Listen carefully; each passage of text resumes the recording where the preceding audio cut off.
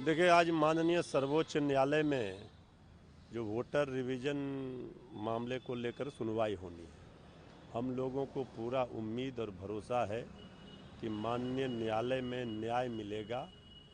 और जो सवाल इंडिया गठबंधन के नेता श्री राहुल गांधी जी, श्री तेजस्वी यादव जी उठा रहे हैं कि गरीबों को वोट के अधिकार से वंचित किया जा रहा है, इस पर न्याय मिलेगा माननीय सर्वोच्च न्यायालय में। इलेक्शन कमीशन लगातार विरोधी पार्टियों के हमले के बाद उन्होंने एक हैशटैग यूज़ कर रहा है 2 दिनों से, हैशटैग फैक्ट चेक।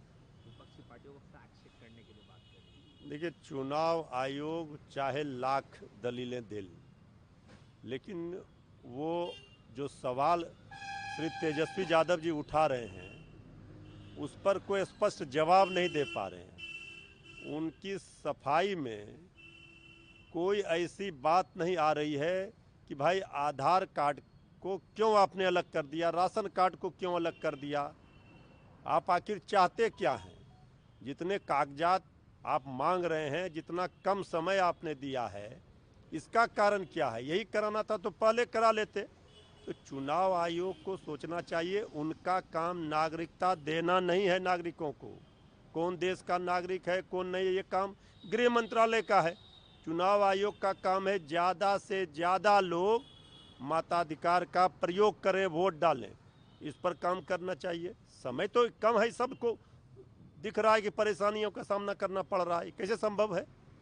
कल विरोध प्रदर्शन निकाला गया था इन तमाम मामलों को लेकर। तमाम विपक्ष की पार्टियां मौजूद थे, खुद राहुल गांधी नेता प्रतिपक्ष तेजस्वी यादव मौजूद थे, और सभी की मौजूदगी में पप्पू यादव और कन्हैया कुमार को मुख्य मंच पर यानी ट्रक पे चढ़ने से रोक दिया गया।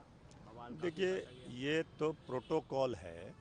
श्री राहुल गांधी जी की जो सुरक्षा है, उस सुरक्षा में उनके सुरक्षाकर्मी तय करते हैं कौन, प्रोटोकॉल तय होता है कि कौन उनके साथ रहेंगे। ये उनका पार्टी तय करेगा, कांग्रेस पार्टी तय करती है। इसमें जो खबर बनाई जा रही है, दिखाई जा रही है, तो इससे हम समझते हैं इसका कोई मतलब नहीं है। ये तो तय होकर सारे, इतने बड़ी संख्या में भीड़ उमड़ी, जन सैलाब उमड़ा कि इस पार्टी से कौन नेता मंच पर रहेंगे, तो पार्टी तय करती है। कांग्रेस पार्टी ने जो तय किया उसी अनुसार उन सुरक्षा कर्मियों ने काम किया। बीजेपी लगातार इसको लेके कह रही है कि ये छवि है राष्ट्रीय जनता दल और कांग्रेस की। प्रशांत किशोर ने कहा है कि जिस तरीके से मैं बार बार कहता हूँ कि कन्हैया कुमार एक सुलझे हुए नेता हैं, कांग्रेस पार्टी के साथ है, बिहार में उनका एक अलग रोल है, और यही कारण है कि राजद नहीं चाहती है कि वो आगे बढ़े। और कल के दृश्य में ये भी दिखा कि कन्हैया कुमार को किस तरह से लौटना पड़ा। बताइए, विरोधियों को इसमें क्या इंटरेस्ट है। विरोधी बीजेपी वाले ज्ञान देंगे। बीजेपी वालों से पूछिए कि आज कहीं भी बीजेपी के मुख्यालय में भी जो पोस्टर बैनर लगे हैं, कहीं भी लाल कृष्ण आडवाणी जी का तस्वीर है, जो खुद ही अपने पार्टी के नेताओं अपमानित करती है।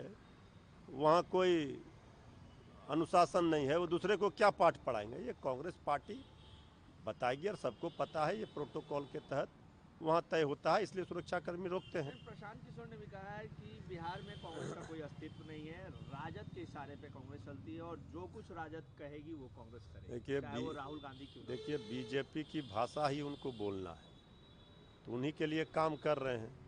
तो अलग से उन पर क्या प्रतिक्रिया दी जाए, तो जो बीजेपी कह रही है वही वो कह रहे हैं। हो। चारा घोटाला मामले में लालू यादव को लेकर सीबीआई ने कहा है कि लालू यादव मुख्य षड्यंत्र रचना थे, और उन पे 3.5 साल की जो सजा हुई थी 2018 में, उसको और ज़्यादा अवधि बढ़ा दी देखिए, गई। सीबीआई से इससे ज़्यादा की उम्मीद कर ही नहीं सकते।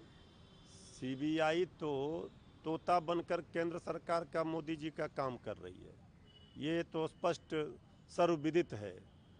अब जब जब चुनाव आते हैं, जो हमारे विरोधी आदरणीय लालू प्रसाद जी के विरोधी जो सांप्रदायिक शक्तियां हैं, भाजपा हैं, एनडीए हैं, वो राजनीतिक लड़ाई लालू जी से नहीं लड़ पाते, तेजस्वी जी से नहीं लड़ पाते, तो इसी तरह से पुराने मामलों को उठाते हैं कि भाई माननीय न्यायालय में सारे चीज़ों को देखा है। इसके बाद आदरणीय लालू प्रसाद जी जमानत पर हैं। लेकिन ये जो साजिश और षड्यंत्र होता है ये अब जनता भी समझ चुकी है। इतने लंबे समय से जिस मामले को आदरणीय लालू प्रसाद जी ने ही उजागर किया, उसी मामले में उनको ये तो सांप्रदायिक शक्तियों के खिलाफ लड़ाई का परिणाम है कि वो केंद्र में बैठी सरकार इस तरह से कर रही है। सब चीज़ का जनता की अदालत में जवाब दिया जाएगा। कानूनी लड़ाई भी जीतेंगे, लड़ेंगे और जनता के बीच की लड़ाई भी जीतने जा रहे हैं।